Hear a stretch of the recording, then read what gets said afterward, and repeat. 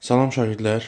Bu dərsimizdə sizlərlə baxarıq potensial və kinetik enerji mövzusundan olan sualların izahlarına. Baxırıq birinci suala. Sıxılmış yayın enerjisi necə adlanır? Biz bilirik ki, elastik xassəsinə malik olan cisimlər, məsələn, elastik yay həm sıxıldıqda, həm uzandıqda elastik qüvvəsi yarandığı üçün və bu elastik qüvvəsinin yaranması hesabına həmin cisimlərdə, yəni elastiklik xassəsinə malik olan cisimlərdə bir enerji yaranır və həmin enerjiyə potensial enerji deyilir. Yəni sıxılmış yayın enerjisi potensial enerji adlanır. Potensial enerji adlanır və bu enerji hansı ifadələrlə təyin olunurdur? Y potensial bərabərdir kx kvadrat bölünsün 2. Yəni 3 dənə düsturumuz var idi. F elastiklik qüvvəsi vurulsun x bölünsün 2 və bu da bərabərdir elastik qüvvəsinin kvadratı bölünsün 2k. Burada k yayın sərtliyi, x yayın uzanması və ya sıxılması, f isə yayın deformasiyası zamanı yaranan elastiklik qüvvəsinin modulu idi. Sonra ikinci sual. Üfüqi səthdə təcillə hərəkət edən qatarın hansı mexaniki enerjisi dəyişər? Qatar üfüqi səthi üzrə hərəkət etdiyi üçün potensial enerjisi dəyişmir. Çünki biz bilirik ki, potensial enerji Y bərabərdir mgh ifadəsindən təyin olunur. Yerlə qarşılıqlı təsirdə olan cisim potensial enerjisi və asılıdır cismin kütləsindən və yerlə cisim arasında olan məsafədən.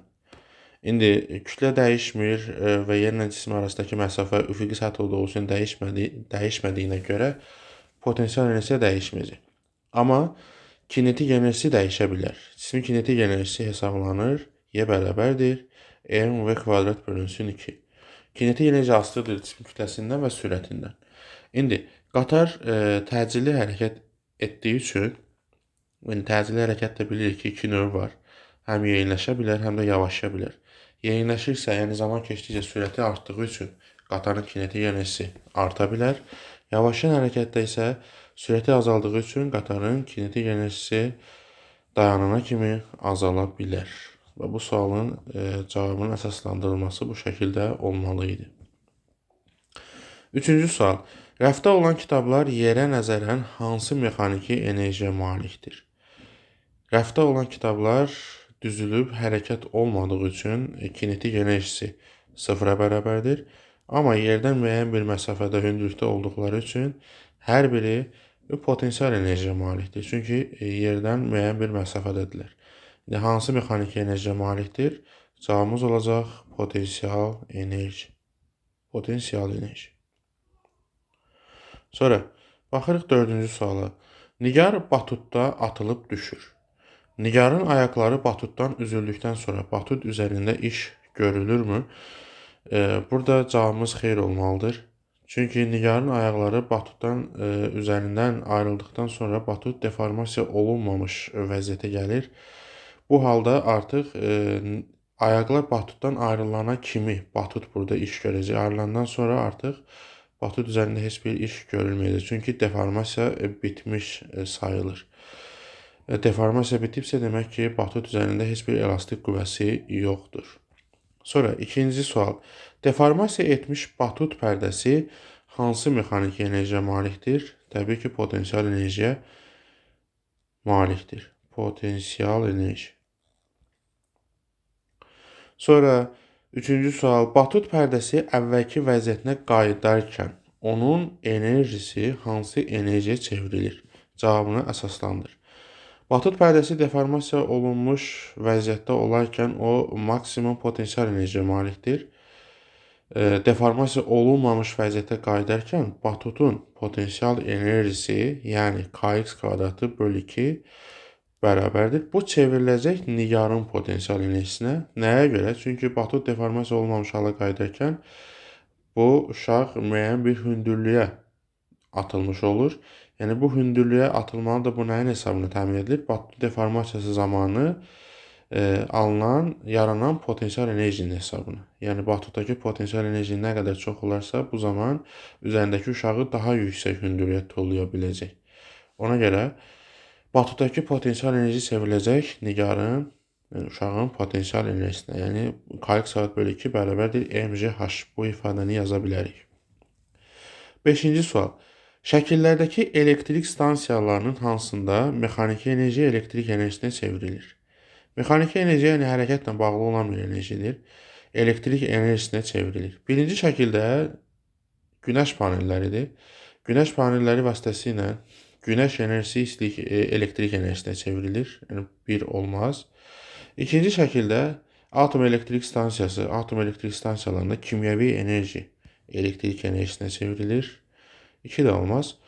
Üçüncü cavabımız 3 və 4 olmalıdır. 3 və 4. Üçüncü şəkildə külək elektrik stansiyasıdır. Yəni burada küləyin hərəkəti zamanı külək vasitəsilə bu pərlər fırladılır və bu pərlərin fırlanması hesabına küləyin mexaniki enerjisi çevrilir elektrik enerjisinə. Dördüncü şəkildə də suyun hərəkəti zamanı, yəni suyun mexaniki enerjisi su elektrik stansiyalarında çevrilir elektrik enerjisinə. Yəni 3 və 4-cü şəkillərdə küləyin mexaniki enerjisi elektrik enerjisinə çevrilir. 4-cü şəkildə isə suyun mexaniki enerjisi elektrik enerjisinə çevrilir. Cavabımız 3 və 4. 6-cı sual. Keçmişdə insanlar od əldə etmək üçün quru oduncaqları bir-birinə sürtürdülər. Sürtünmə nəticəsində hansı mexaniki enerji istilik enerjisinə çevrilir? Odun parçalarının hərəkəti zamanı malik olduqları kinetik enerji, yəni A variantında verilən sualda kinetik enerji çevriləcək oduncağın daxili enerjisinə. Daxili enerji. Yəni oduncaq parçaları qızar. Daxili enerji. İkinci sualda nə üçün insanlar oduncaqları bir-birinə yavaş deyil, tez-tez sürtməlidirlər? Yəni sürtünmə prosesi nə qədər tez-tez olması onun üçün lazımdır ki, yəni daxili enerjisi daha sürətlə artsın və alışmanın baş verməsi üçün lazım olan temperatur, qazanılmalıdır. Çünki əgər sürtünmə gec baş verəcəksə, yəni bu zaman odun parçası sürtünmələri arasındakı fasilə çox olacaqsa, yəni hər dəfə sürtünəndən sonra alınan temperatur soyuma nəticəsində, yəni oduncaq parçasında artıq alışma üçün lazım olan temperatur təmin olunmaya bilər. Ona görə oduncaq parçaları daha sürətli şəkildə sürtülməlidir ki, alışmanın baş verəcək temperatur daha tez təmin olunsun ki, alışma prosesi baş versin.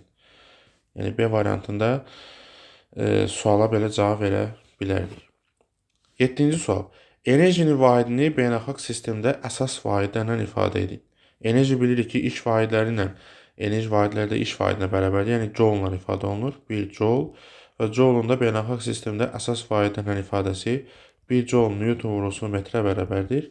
Bu da bərabərdir Newtonun vahidi 1 kiloqram vuraq metr bölünsün saniyə kvadrat vurulsun metr. Buradan alırıq ki, 1 joule-nun əsas vahidlərlə ifadəsi kiloqram metr kvadrat bölünsün saniyənin kvadratı. Və bu şəkildə olmalıydı.